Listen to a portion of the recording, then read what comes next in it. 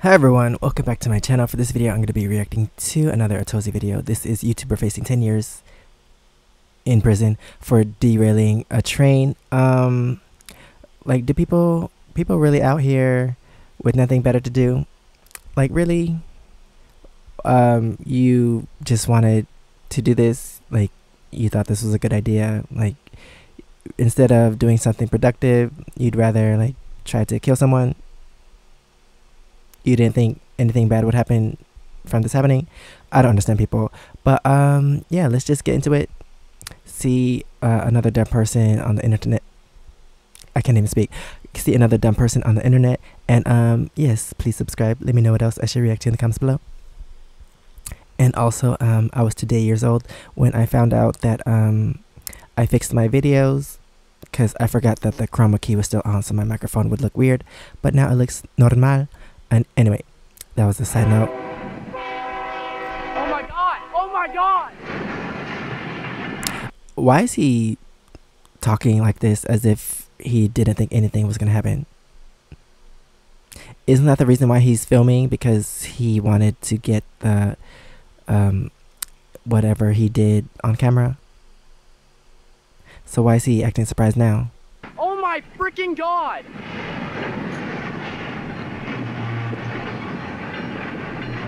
Oh my god, And are they thankfully he's recording. And as I said earlier, let's see another video with the dumb person. This is evidence for the court, for the police, for the judge, for all that. So he's just digging his own grave. okay? Well, a teenager was just accused for derailing a train for a YouTube video. That was definitely not on my 2024 bingo card, but let's be real, not loud? a lot of the other stuff was either. But Oh, did he get a haircut? Take a look at the YouTube channel called Capital City Rail Productions, which is a small train spotting channel ran by a teenager in Nebraska. And allegedly, he wasn't only spotting, he was getting his hands a little dirty as well. Because in April of 2024, in Bennett, Nebraska, a train went onto the wrong track and collided with a standstill cart, causing the train to derail. This YouTuber was conveniently there in the middle of nowhere with his camera set up on a tripod to film it all. Unfortunately, the derailment caused about $350,000 in damages, which sounds low. He better pay. I would assume it would be way higher if you derail a train. But naturally, the teenager uploaded a whole video of this, and this is what he said happened. I would like to take the time to set the stage for the fateful incident that we will be discussing today. On Sunday, April 21st, just after 7 p.m., a empty Arbor coal train was heading back from the Nebraska City power plant. As it passed through Bennett, it had a defective coal car that it needed to be taken out of the train. The crew decides to place it in the rip track just inside of Bennett, going across the main road, between the grain elevator and the main railroad crossing. Okay, so I had to look up what these terms actually mean, but a rip track is a repair and place track. So I guess that is a video or a clip from his YouTube channel. But YouTube has the video for everyone.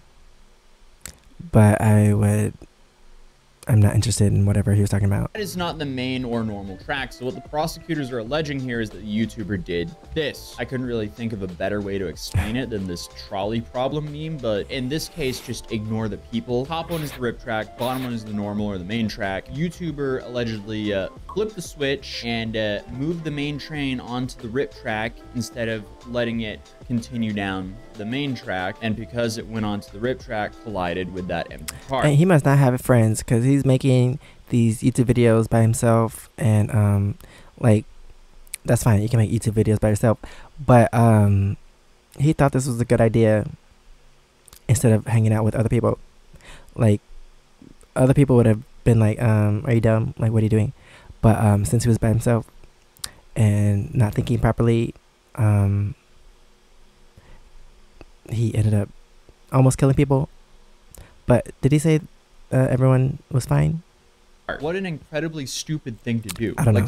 What is the upside here? A viral YouTube video? I guess that is the upside for I'm a just lot of guessing people we cover here. if he But didn't say. still, the bar's low. I didn't realize we're just gonna keep going lower. But obviously his story is a little bit different though, so let's hear what he has to say. The crew did this and set a switch in a manner that they can park the car, set up a portable derailleur, and then continue their journey. Unbeknownst to them, they completely neglected to reset the switch to its original position. How would he know that? One would hope there's some protocols there to avoid that, but the fact that it happened in the first place shows that there's some things to address here. On the evening of Monday the 22nd, just after 5 p.m., as I was driving home from work along Highway 2, there was a loaded arbor that I spotted. The train came into Bennett just after 6 p.m. Unbeknownst to the crew of the loaded arbor coal train, the switch was still set incorrectly. So instead of calling someone to notify them about this emergency, he sets up his camera and his tripod to film it. Thank you so much. Meanwhile, the park defective coal car remains stationary on its correct track as the loaded arbor speeds along its route. It hurtles towards the coal car, and with a deafening crash, the two trains collide, sending shock. This is just as dumb as I reacted to a video of a guy locked in the gym, but he was recording on his phone instead of calling for help. But he had time to record and upload it to social media, but the same phone that he was recording with, he could have used to call someone for help. Like, instead of calling for help in this video, well, not this video, but the video where it derailed, instead of calling for help, you just set up your camera to film and have a reaction. But I guess you're making this video to make it seem like you're innocent. Shock waves through the tranquil town. Despite the chaos, miraculously, the crew emerges from the collision completely unharmed, though undoubtedly shaken by the ordeal. Yeah, I mean, that is probably horrifying as a conductor. Suddenly you just veer off the main track. It's not like you could just stop a freight train on a dime. But that was the teenager's side of the story, and obviously the train crashes, which he filmed. Oh my freaking god! But again, he didn't call anyone. Oh my god, are they okay? He's just recording. Okay, so this arbor just hit a defective car, apparently, and is now on the ground. And he said he was driving home from work, so you just driving home from work and you notice this as you're driving down the street? That doesn't make sense. It doesn't add up. Badly.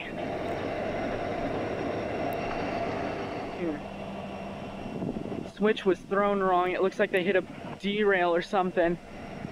Again, how does he know this on the spot? I get that he probably driving lives down the for trains, street, and it's not impossible for him to know, but it's definitely suspicious, and that's exactly what the prosecutors thought as well. So here in an NBC News article, it says a Nebraska teenager has been charged with 2 felony counts of criminal mischief after he was accused of causing a train to derail, reporting the crash and posting the video on YouTube, according to court records. The 17-year-old was charged in Lancaster County Juvenile Court on Wednesday, but prosecutors have filed a motion to have the case transferred to adult court. That would be really bad for him. An investigator with the NSF Railway said in court documents that the teenager alerted authorities to the derailment and asked the investigator who arrived what caused the crash. He is accused of tampering with a rail and causing 2 locomotives and 5 loaded DNSF cars to jump the rails in Bennett on April 21st. My birthday, let's go. So I was celebrating my 27th birthday, and this kid was derailing trains in Nebraska. The more you know. While the rail cars remain upright, one crashed into an empty coal car, causing $350,000 in damage. An investigator for the rail company said in court records, the train conductor told a BNSF investigator that the misaligned switch led to the crash, and the padlock that was supposed to be attached to the switch was missing. You're telling me a switch to derail a train is guarded with a padlock? Okay, we'll get back to that. The teenager who reported the derailment to authorities approached an investigator after the crash and asked what caused it. When the investigator said it was undetermined, he responded that obviously a switch was flipped the wrong way. According to court records, he told the investigator that he was a train enthusiast and showed him the video he had shot of the derailment. The teen denied trespassing in the area and tampering with the switch, but the investigator pointed out the documents that he knew where the switch was and how it worked, naturally. Authorities later discovered that a tripod had been set up near the accident site just 4 minutes before the train derailed. 4 minutes. So it's not like he was there all day. 4 minutes before the crash. This is not looking good, but it's about to get worse for him. So I found another article that goes a little bit more into detail. When authorities said they did not know the cause of the derailment, the boys said obviously a switch was flipped the wrong way. An investigator with BNSF Railway found the padlock supposed to be attached to the switch was missing, indicating tampering. But 3 days later, the BNSF investigator obtained CCTV footage showing a 1996 Buick Park Avenue in the vicinity with the same teenager walking towards the switch at the south end of the tracks. According to the affidavit, the teen was later recorded returning to his vehicle. Okay, so they have him 3 days prior to the event, going up to the switch, and they have cameras of him doing it. They have him 4 minutes before the train wreck, him setting up his tripod and camera, aiming it at the correct spot. It doesn't look good for him at all. Okay, so they're currently filing a motion to transfer the case to adult court, and if they succeed in doing so, his punishment can increase substantially. So if they actually succeed, it's up to a $20,000 fine, the cost of the damages, and up to 20 years in prison for each count. Dang. Currently, not only do you have to pay for the damages, you gotta pay an extra $20,000 because you didn't want to mind your own business and you wanted to mess with things that you shouldn't be messing with. he's facing 2 times criminal mischief charges, which each can result in a fine up to $125,000 and or up to 5 years in prison for each count. So my understanding is he's currently facing 10 years in prison currently. But my main question is, how can this happen? How is it so easy to derail a train? It is the same difficulty, apparently, to derail a train as it is to steal a bike if it's all protected by a padlock. It's like a $30 trip to Home Depot for some cutters, and just like that, you can apparently derail a train? Really? Clearly, we're living in way more of a trust-based society than we realize. Like, we're just gonna trust that some train enthusiast kid isn't gonna go derail a train. Thankfully, it wasn't a passenger train. That could have been a whole lot worse. I'm surprised there's not more security on key infrastructure like that, especially around our railroads. There have been quite a few rail derailings now that have really like started to show and expose how outdated our rail infrastructure is. So maybe we need to start updating that sooner than later. If not, apparently the train enthusiast kids are gonna keep derailing our trains. I say that like it's happened before. No, I haven't seen that headline before.